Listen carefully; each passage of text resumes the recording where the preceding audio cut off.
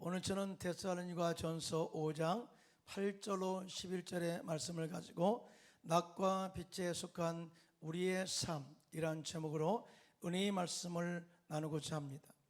사람들은 겉으로 보면 똑같은 삶을 살고 있는 것처럼 보이지만 그 사람을 만나 대화하다 보면 사람들의 사는 목적이 다 다르다는 것을 알게 됩니다. 삶의 목적을 결정하는 데 있어서 환경적인 영향도 있지만 정확하게 보면은 영적인 영향이 크다고 할 수가 있습니다. 우리가 잘 알고 있는 존경하는 영국의 고아의 아버지 조지 뮬러 목사님은 독일 사람입니다. 그가 영국에 공부하러 갔다가 이 런던 이 도시에서 길거리에서 이 고아들을 발견하게 되고 그들을 위해서 헌신하기로 작정하여서 일생을 고아들을 위해서 사게 된 것을 보게 됩니다. 이러한 헌신이 순간적인 마음의 움직임으로 되었겠습니까? 절대 그렇지 않습니다. 목사님의 마음에 성령의 빛이 임하여서 어둠 가운데 있는 어린 생명들을 바라볼 때 불쌍히 여기는 마음을 품게 되었어요. 긍휼의 마음, 사랑의 마음을 품게 하셔서 그들을 빛의 세계로 인도하라는 하나님의 영적인 조명을 받았기 때문에 그러한 결단을 하게 된 것입니다. 세상 사람들은 본질상 진노의 자녀로서 마귀의 지배를 받고 어둠 가운데 살아가고 있습니다. 하지만 우리는 예수님을 믿어 하나님의 자녀가 됨으로써 빛의 자녀가 된 것입니다.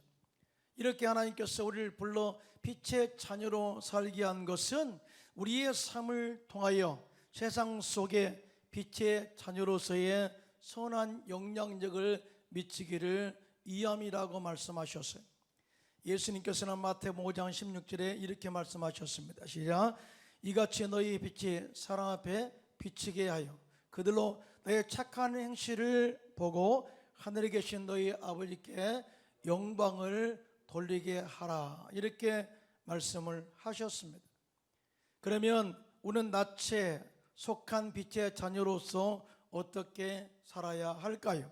첫째로 정신을 차리고 믿음과 사랑과 구원의 소망으로 무장하라, 이렇게 말씀합니다. 오늘 본문 데살로니가전서 5장 8절입니다. 시작. 우리는 낯에 속하였으니 정신을 차리고 믿음과 사랑에 호심경을 붙이고 구원의 소망의 투구를 쓰자, 이렇게 말씀하고 있거든요. 우리들은 낯에 속한 자다라고 하는 이 말씀은요, 낯에 속한 자에 대한 내용이 더 정확하게 5절에 이렇게 말씀하고 있는데 너희는 빛의 자녀들이요 낯의 자녀들이다 라고 이렇게 정의하고 있어요. 우리를 하나님께서 빛의 자녀라고 표현한 것은 우리는 어둠 가운데서도 진리를 밝게 보는 영적인 눈을 가졌다는 것을 의미합니다.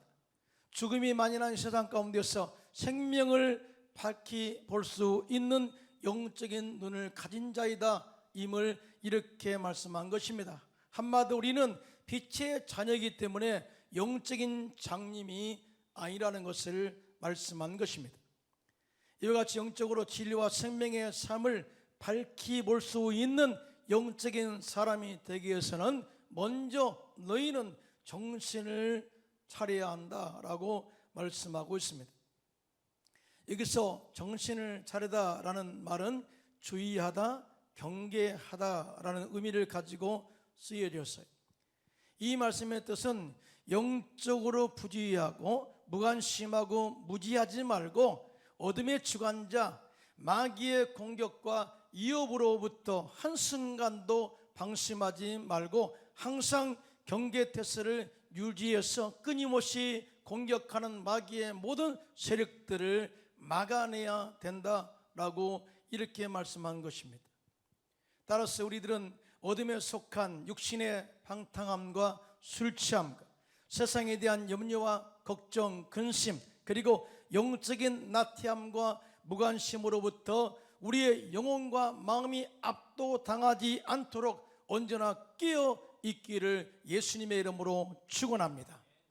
자, 그래서 베드로전서 5장 8절로 9절 상반절은 이렇게 말씀으로 권면하고 있죠. 시작. 근신하라 깨어라 너의 대적 마귀가 우는 사자같이 두루다니며 삼킬 자를 찾나니 너희는 믿음을 굳건하게 하여 그를 대적하라 이렇게 말씀하고 있어요. 다시 말해서 우리가 영적으로 강해져야, 영적으로 무장하고 있어야 마귀의 끊임없는 공격을 대적하고 막아낼 수가 있다는 거예요. 이러한 영적 경계를 위해서는 우리가 먼저 성령으로 충만해야 될 줄로 믿습니다. 크게 아멘합시다. 더 나아가 마귀를 대적하여 진을파하고 귀신을 쫓아낼 수 있는 말씀의 권능으로 항상 무장해야 될 줄로 믿습니다. 그리고 무시로 성령 안에서 깨어 기도함으로 하나님과 늘 소통하여 하나님의 선하시고 기뻐하시고 온전하신 뜻이 무엇인가를 분별하는 영적 깨어있는 삶을 살아야 될 줄로 믿습니다. 영적 경계를 게으르지 말라는 것입니다. 또한 정신을 차리다 하는 것은 시대를 분별할 줄 아는 삶을 살라라는 의미를 가지고 있습니다. 우리 주변에 나타난 환경과 역사를 보면서 이때가 어느 때임을 알지 못하는 어리석은 자가 되지 말라. 영적으로 깨있는 사람은 이 시대의 환경에 나타난 하나님의 계시하심과 또 하나님의 뜻을 올바로 분별해서 이 시대를 올바로 분별할 줄 아는 삶을 살게 된다는 거예요.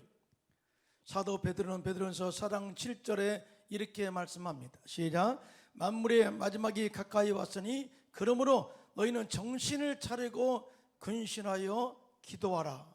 이 말씀을 하고 있거든요. 이 말씀 속에 사도 베드로는 항상 자신이 영적으로 깨어 있어서 만물이 마지막이 가까이 와 있음을 알고 있다.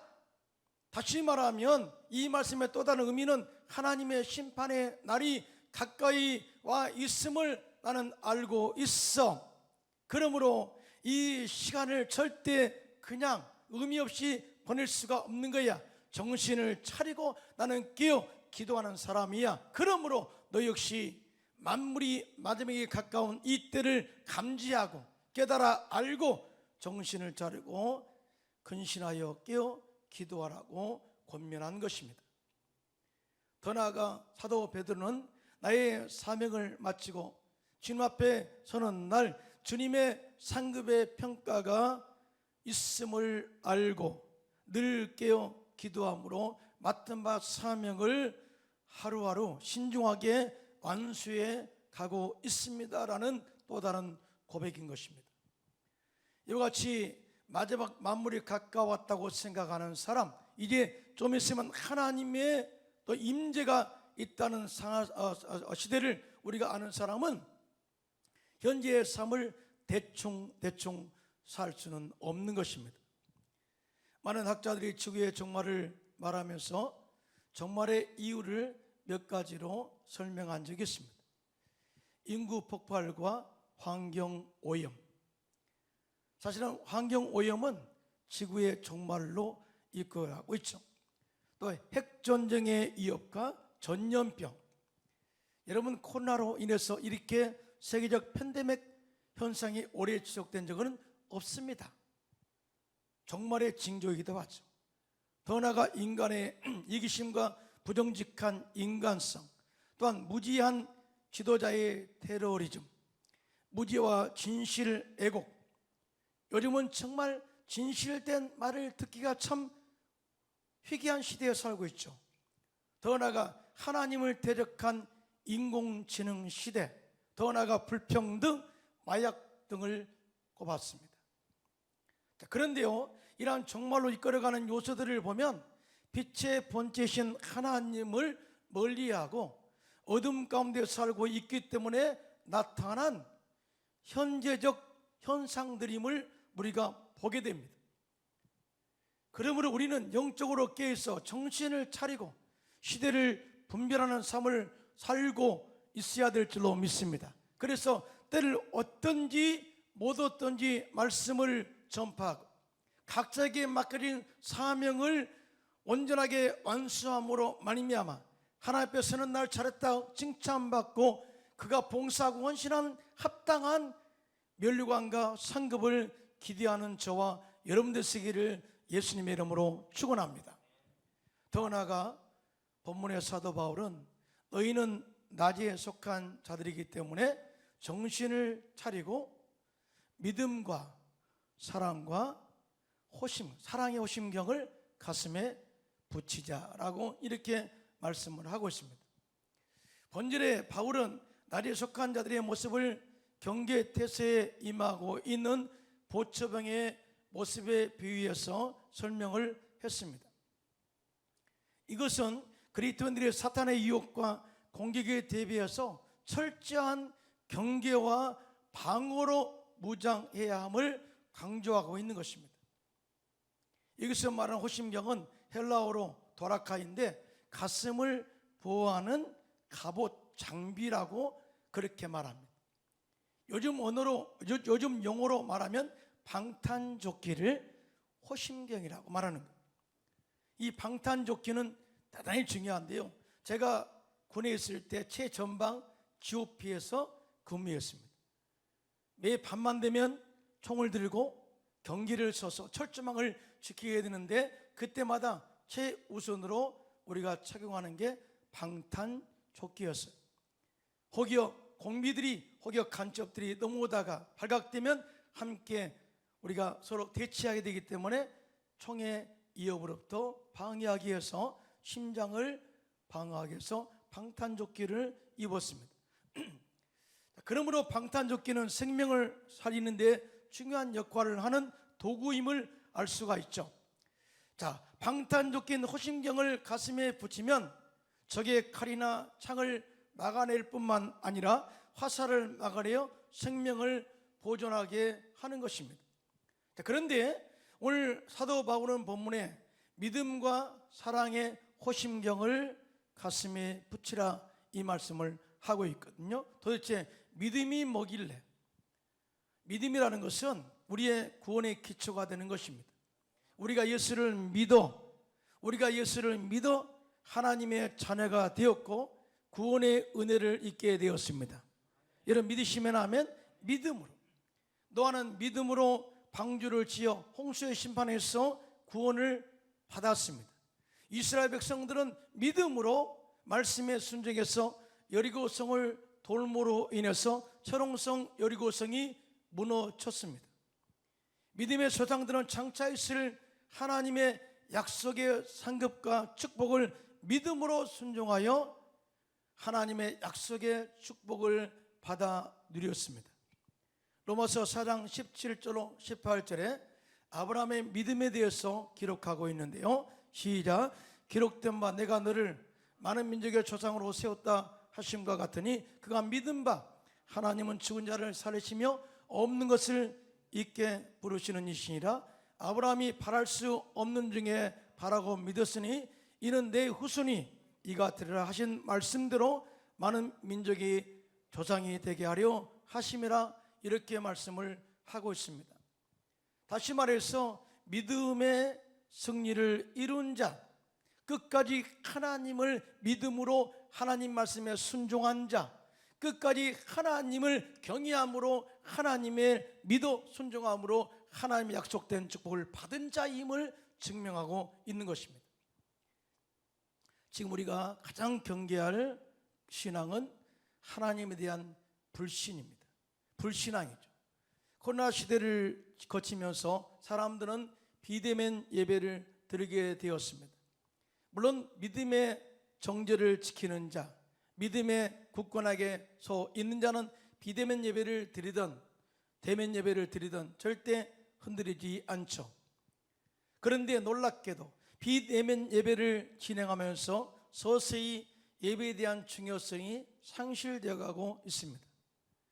이와 같이 예배가 소홀히 되면서 제일 먼저 다가오는 것은 하나님의 존재에 대한 의심이에요.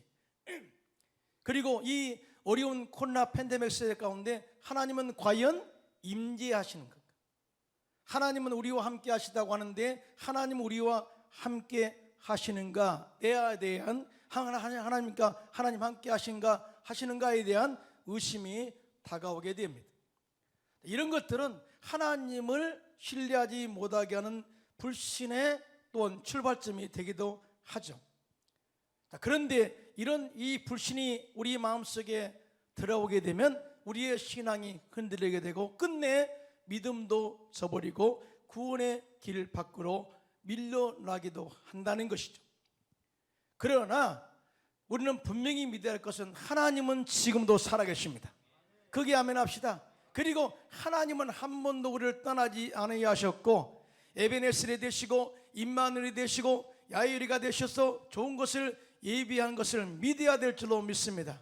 그래서 지금도 일하시는 하나님이 우리와 함께 하심을 믿도록 하기 위하여 믿음의 호심경을 가슴에다 붙이고 끊임없이 공격하는 마귀의 의심과 참소를 막아내라, 이렇게 말씀한 것입니다. 또한 우리는 사랑의 호심경을 가슴에 붙여야 되는데, 여기서 사랑은 아가페 사랑으로서 조건 없는 하나님의 희생적 사랑을 의미해요. 내가 죄임에도 불구하고 연약함에도 불구하고 경건하지 않음에도 불구하고 나를 찾아오셔서 구원하신 이 하나님의 자비와 긍휼의 사랑을 가슴에 품고 살라, 이 말씀을 의미합니다. 믿음은 우리를 구원으로 이끌어갑니다. 믿으시면 하면 사랑은 그리스도의 계명을 이루게 합니다. 그러므로 온수 마귀가 아무리 말로 공격하고 또 화살을 쏘아 대어도 우리 그리스도인들은 믿음의 호심경으로 적의 공격을 막아내게 될 줄로 믿습니다. 더 나아가 남을 미워하게 하는 유혹이 다가오면 하나님의 사랑을 품고 용서함으로써 마귀의 참소를 이겨낼 수가 있는 것입니다. 그래서 우리 안에 사랑의 호심경을 붙이라, 이렇게 말씀을 한 것입니다. 그런데 사도 바울은 여기에다 더 나아가 구원의 소망의 투구를 쓰자, 이렇게 말씀을 하고 있거든요. 이 말씀은 우리의 삶 속에서 구원의 완성이 이루어짐을 바라보고 끝까지 구원의 완성을 이룰 때까지 절대 무너지지 말라라는 메시지를 담고 있어요. 우리 순복음 교회는 인간의 타락을 삼중 타락으로 정의하고 동시에 구원을 삼중 구원으로 정의하고 있습니다. 인류의 초당 아담이 하나님의 말씀을 거역하고 죄를 지었을 때 영적인 죽음, 환경적 죽음, 육체의 죽음, 즉 삼중 죽음을 경험하게 된 것입니다. 그러나 예수님께서 십자가에 죽으심으로 죽은 영을 살리셨고 환경의 저주를 끊으셨고 제가 채찍에 맞음으로 우리가 모든 질병에서 치료받는 은혜를 체험하게 되었습니다. 그 결과 예수 믿는 사람들은 구원받고 영혼의 잘됨같이 범사가 잘되고 강건한 삼중 축복, 삼중 구원의 은혜를 누리게 되었어요.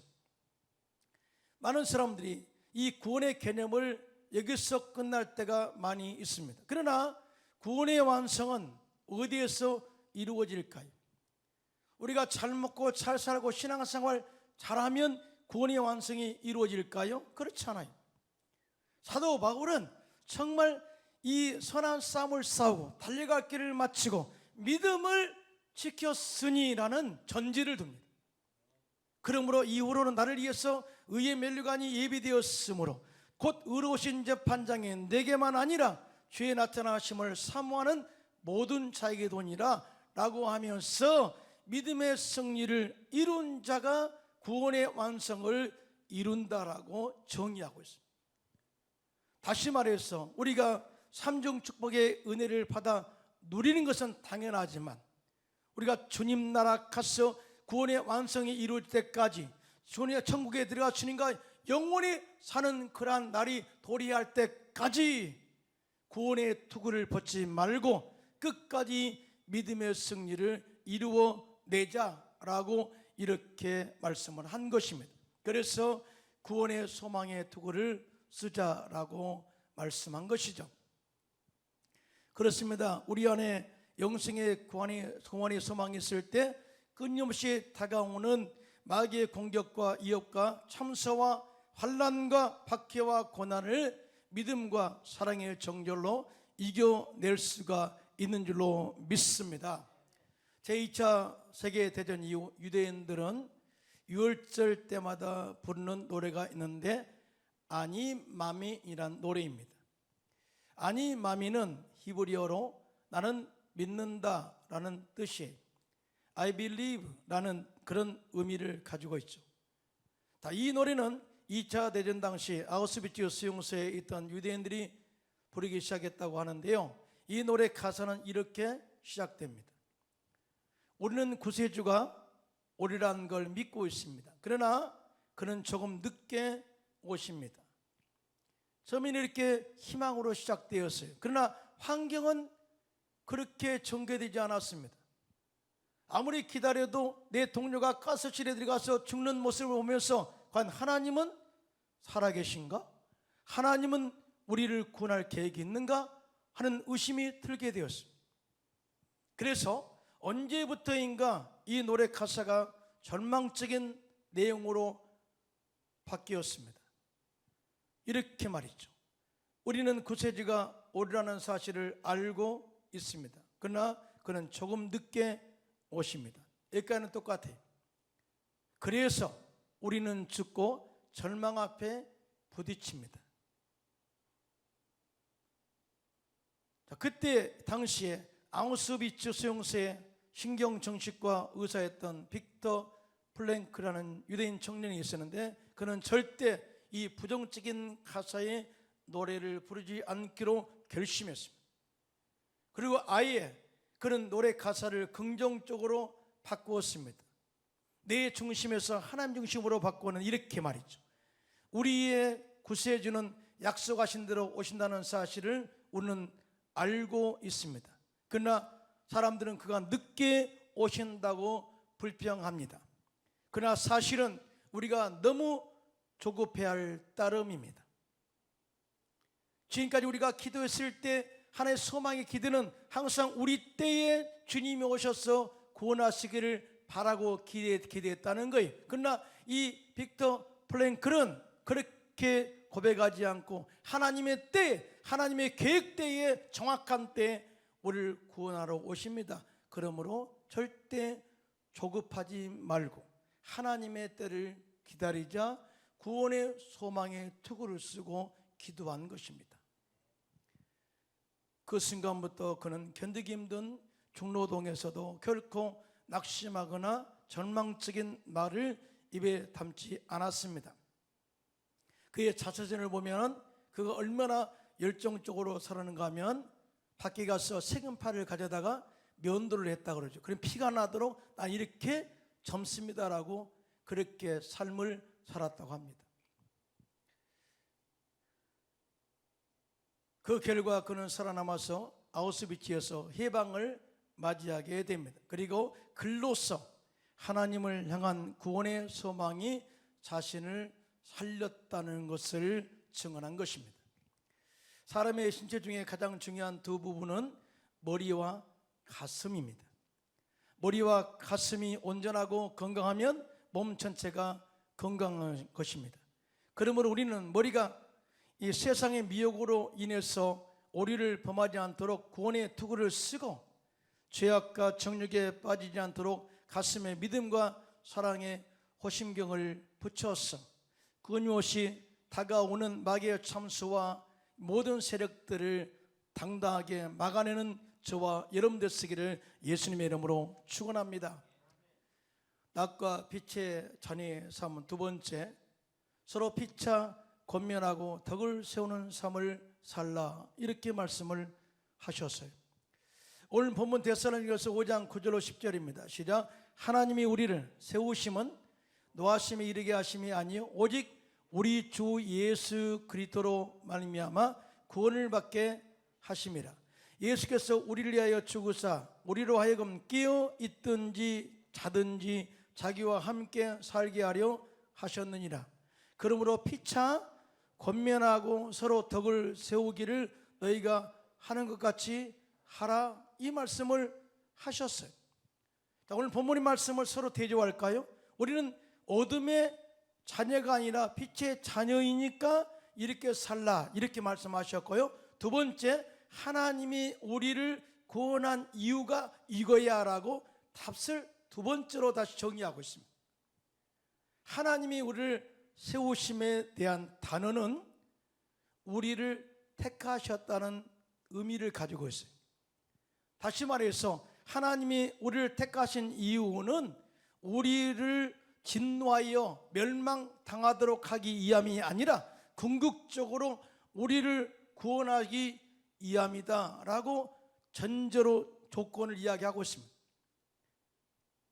하나님께서 태초에 우리를 구원하시기 위해서 여자의 후손에서 뱀의 머리를 밟을 자를 보내시겠다고 계획을 선포하셨습니다.